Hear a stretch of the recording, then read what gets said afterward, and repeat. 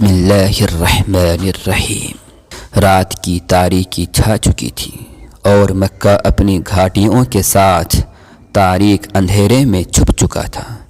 اس دوران قریشی نوجوان علی بن ابی طالب کرم اللہ وجہہ نے اپنی لاٹھی کندھے پر ڈالی اور رات کے اندھیرے میں لوگوں سے چھپ چھپا کر رخت سفر باندھا۔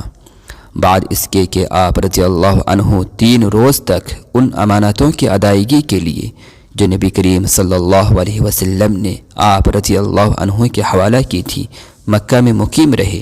وہ نوجوان بلا تردد اور بلا خوف جرأت مندی کے ساتھ سفر طے کرتا رہا۔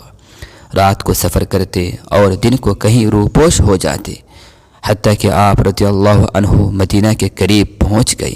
حال یہ تھا کہ پاؤں مبارک سوج گئے اور پھٹ گئے تھے۔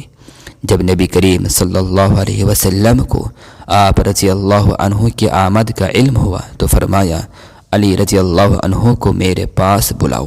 عرض کیا کہ وہ تو پیدل نہیں چل سکتے، زیادہ چلنے کی وجہ سے ان کے پاؤں متورم ہیں۔ چنانچہ خود نبی کریم صلی اللہ علیہ وسلم ان کے پاس تشریف لے گئے۔ آپ صلی اللہ علیہ وسلم نے دیکھا کہ حضرت علی رضی اللہ عنہ زمین پر پڑے ہیں۔ آپ صلی اللہ علیہ وسلم جذبہ شفقت و رحمت سے رونے لگے اور شوق سے گلے لگایا۔ پھر حضور صلی اللہ علیہ وسلم نے اپنے دست مبارک میں لعاب دہن ڈال کر حضرت علی رضی اللہ عنہ کے قدموں کو لگا دیا تو وہ اس سے بالکل ٹھیک ہو گئے۔ پھر حضرت علی رضی اللہ عنہ کو تا دم حیات اپنے قدموں میں تکلیف نہیں ہوئی تھی۔